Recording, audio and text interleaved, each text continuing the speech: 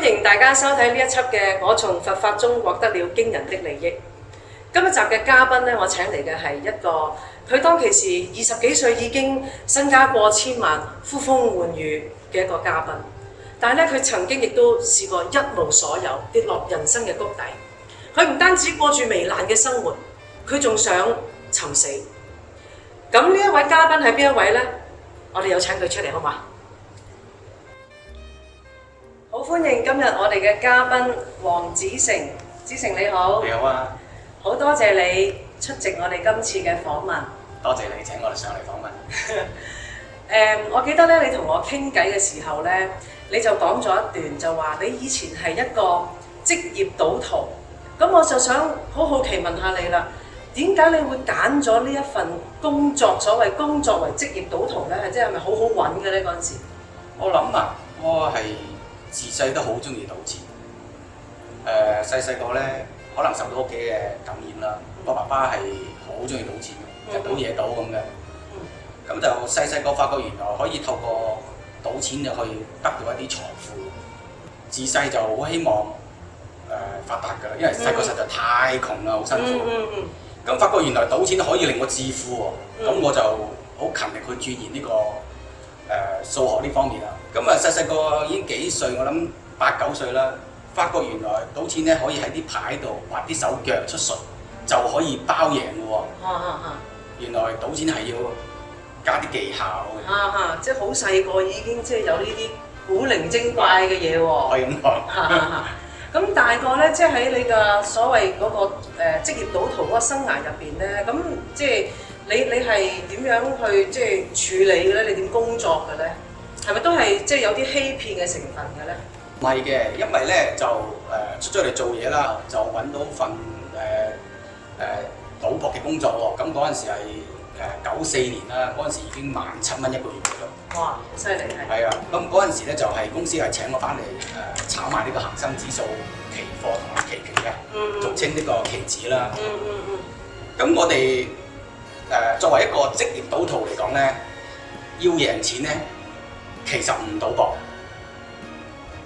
其實唔賭博先至係一個職業嘅賭徒咯。OK， 即係唔好自己上身啲嘢。唔係，其實咧就公司有教嘅，其實究竟乜嘢叫做賭博咧？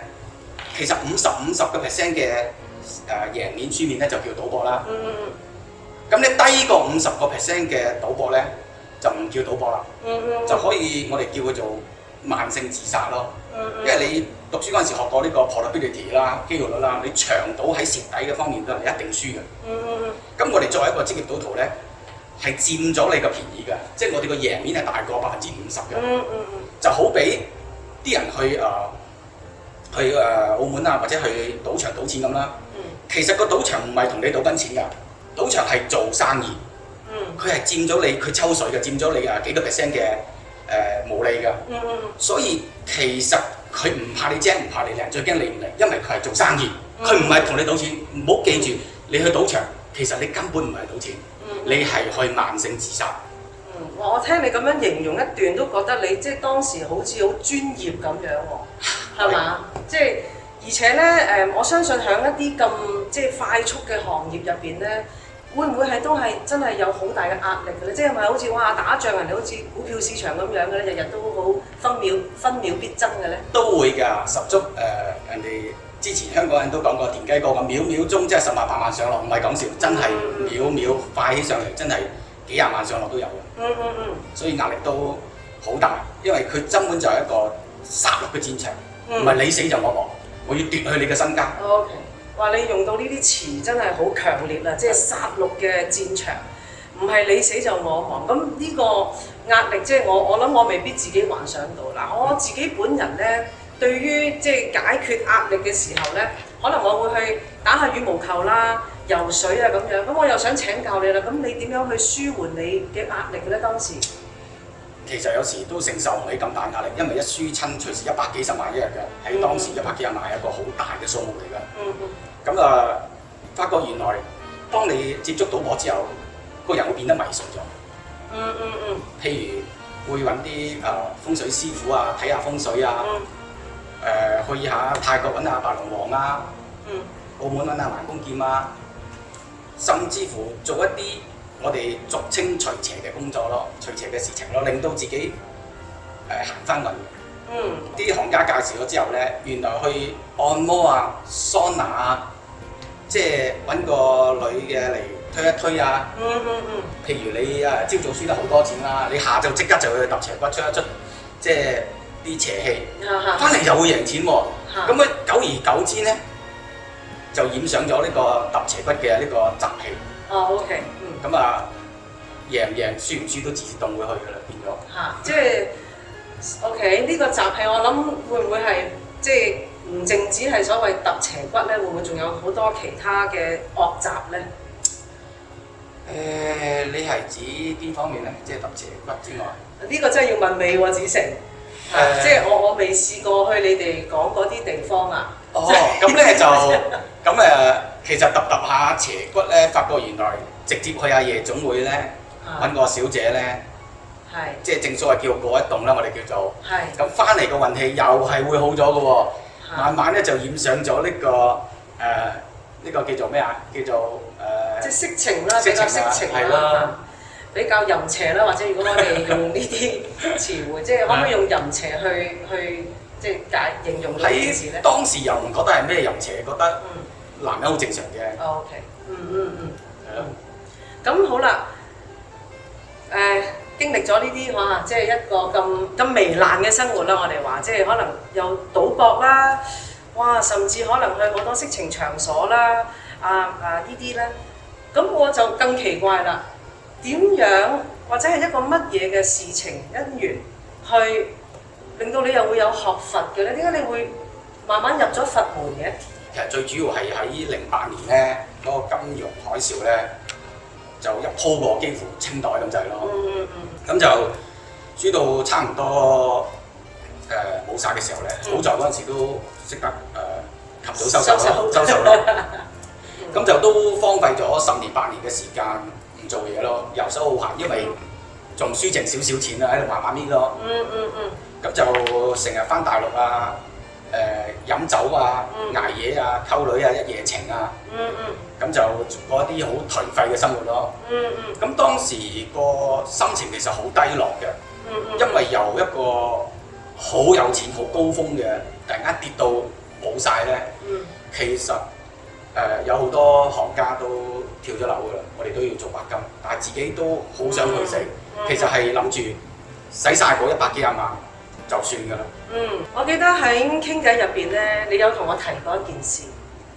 就係話你曾經有一段時間咧，你係得到憂鬱症、抑鬱症，而且咧你仲想係尋死去自殺。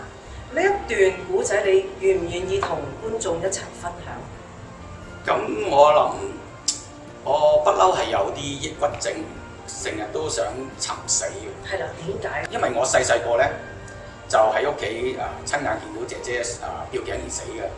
咁唔知係咪因為我自己都唔知係咪因為我見到佢吊頸死，所以我自己都想吊頸死。咁就唔知點解成日都有冒死啲甚至想死呢個念頭咯。其實就係話喺你呢個10幾年入邊嘅糜爛生活入邊，都有呢一種想尋死嘅念頭。會嘅。乜嘢令到你冇去嗰個真係去行動咧？乜嘢扯翻你轉頭，令到你唔行動咧？其實係一個機緣巧合啦，喺大陸識咗個朋友咧，就帶咗我去學佛啦。咁當時係學淨土嘅，咁就聽聞咧就話原來淨土可以超度我姐姐嘅喎。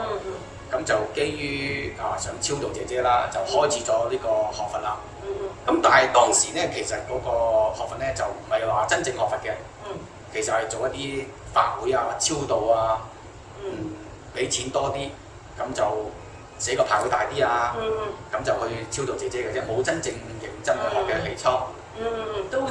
都係基於一種迷信喎，即係可能俾錢多啲就話個牌會大啲啊，個牌位前啲大啲咁樣喎。OK， 咁之後咧？其實當我使到七七八八想尋死嘅時候咧，就入咗呢個淨土宗咧。其實當時雖然一路學緊佛，但係都仲係想死嘅。咁咧後嚟咧就有個師姐咧就帶咗我去呢個順德啦，就參加咗一個5天嘅禪修營嘅。其實我去之前嘅感覺就係禪修咪俾自己靜落嚟幾日咁咯。咁啊後尾去到，咦點解咁特別嘅咧？佢嗰個叫做如來正法喎。咁我話咪又係佛法。咁如來正法，咁我就開始就參加佢哋嘅5天禪修，就跟住佢哋嗰啲法會啦。咁佢每朝咧都會念法會之前咧都會念一個叫四皈依咒。咁唔知點解我又唔係好認識如來正法，一念四皈依咒，啲眼淚就好澎湃，係咁喊，係咁喊。我自己都唔知點解。今日下晝食完飯翻嚟啦，咁個法會繼續嘅，咁又再念四皈依咒咯喎，咁又喊喎，我又唔知點解，有咩咁好喊咧？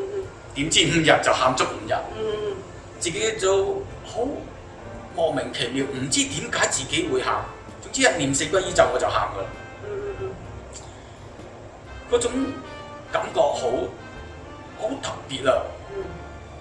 嗰種感覺好似係即係好難形容，好似自己唔見咗爸爸媽媽，突然之間喺條馬路度撞翻阿媽嗰種感覺，我可能咁樣形容啦。咁啊每一次都好似又揾翻阿媽咯，我唔知點解嗰種澎湃，我唔係嗰種即係唔開心嗰種喊，係內心唔知點解嗰種喜悅啦，好似真係好似揾翻真正嘅佛法嗰種感覺。嗰陣時嗰個感覺就係咦，原來揾到真正嘅佛法係咁神奇嘅，點解以前學佛冇呢種感覺嘅？咁點解如來正法會令我喊得咁犀利嘅？但係嗰種喊係好開心嘅，講唔到即係言語簡直冇辦法形容嗰種感覺咯。太好啦，太好啦，係啊！子誠，我想問一問你咧，總共學佛學咗幾多年啊？都有7年。OK。其實咧，今一集咧，我作為主持，我實在係真係好感動，因為咧，堂堂一個大男人坐喺我面前，而佢能夠咁坦誠、咁直率向住個鏡頭去話俾大家聽，佢過往係幾咁唔啱唔好。譬如話佢爛賭啦，佢好色啦，佢過住好多年嘅糜爛嘅生活啦，以至到佢終於入到佛門。喺呢一方面，我真係好多謝你今日向觀眾咁坦誠、咁坦白。而我可唔可以話，響學佛之後，子誠都變得脫胎換骨咗嘅？我覺得自己好大改變，完全自己覺得係兩個人嚟嘅。自己睇翻自己都覺得，或者叫做咁卑劣嘅人，竟然可以走入佛門。即係我覺得學佛門嘅人一定係有翻咁上下善根啊，或者善良嘅人先至學到佛嘅。我冇諗過我呢啲咁嘅人都能夠學得到咯。原來學到之後真係改變好大，成個人唔同晒，脫胎換骨。我本身係好細個已經係好迷戀呢個賭博嘅啦。咁而家就冇晒嗰種賭人，已經唔想再賭錢啦。因為可能係我學咗佛知道因果啦，要得到財富唔係靠賭得翻嚟嘅。咁另一個改變就係我戒咗色咯。咁戒色呢方面都對於作為一個男人本身已經係好艱難。而作為一個咁好色而能夠戒得甩，係真係下過一份好大嘅苦功同埋決心咯。咁過程係唔好受嘅，戒色嘅過程好難受，我形容為慘過戒毒。跟住自己都好難飲酒咯。當初飲酒飲到冇晒記性，手都震晒，即係可能係飲得假酒多。喺國內。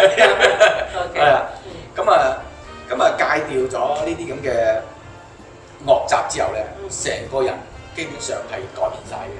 同埋以前學佛之前嗰個脾氣都好差，因為我哋係潮州人啦，潮州老漢啊真係，咁成日發脾氣，人哋唔鬧我，我先鬧人嘅，係我先得罪人在先，我先鬧人在先。咁學咗佛之後就脾氣收斂咗好多，咁同屋企同阿媽嘅關係改變得我諗好大。咁阿媽當時對我好多不滿啦，即係見到一個咁嘅仔，當時我係唔能夠諒解佢嘅。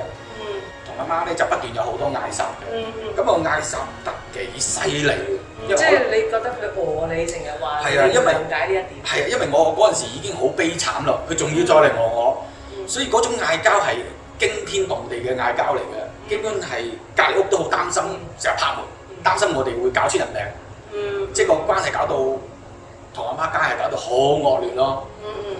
咁就學咗佛之後，明白到原來係自己嘅我執嘅問題。原來我自己淨係識得企喺自己角度去諗嘢咯。所以冇去諒解媽咪點解會咁樣嚟話我咯。咁我開始反省下自己嘅呢種固執啊。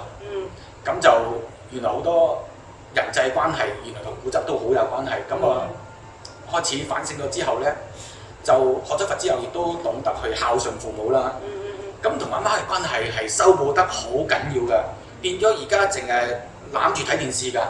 以前從來冇諗過我同阿媽你話攬攬錫錫㗎，冇呢種關係㗎。而家係好 close 咯，嗰種關係。而我阿媽就係見到我咁大嘅改變咧，就跟咗我去佛堂度學佛㗎。直頭係因為我嘅改變而改變咗我阿媽。太好啦，係。但係我覺得我以前係冇希望，人生係冇希望嘅。未學佛之前，成日諗住尋死，根本都唔知我為何仲要活着咯。我明白到原來我哋仲有將來。咁我開始為我嘅死後嘅路去奮鬥咯，喺學佛嘅過程中。咁當然死後我都唔知會點嘅，但係起碼而家我見到我嘅道路係開始改變嘅。咁人際關係係明顯改變咗嘅，即係冇咁容易發脾氣同人嗌交。咁你唔嗌交唔發脾氣，識得企喺別人嘅角度諗嘢，咁人際關係係好咗嘅。同埋我開始面對呢個社會啦。以前我係唔夠膽出嚟工作嘅，即係覺得我以前好有錢，突然之間跌咗落嚟係見唔得人啦。咁我而家開始出嚟走出社會，開始工作啦。咁就即係我變咗係對人生已經係成個好大改變，充滿咗希望咯。太好啦！好多謝子誠今日同我哋分享咗佢嘅故事，真係好觸動到我。佢大起大落嘅人生，過住糜爛嘅生活，同埋迷信，直至到佢遇到如來正法，將佢嘅人生徹底咁改變，脫胎換骨。我好戥佢開心，因為佢已經過住咗幸福嘅生活，並且係邁向圓滿嘅人生。多謝大家嘅收睇，再見。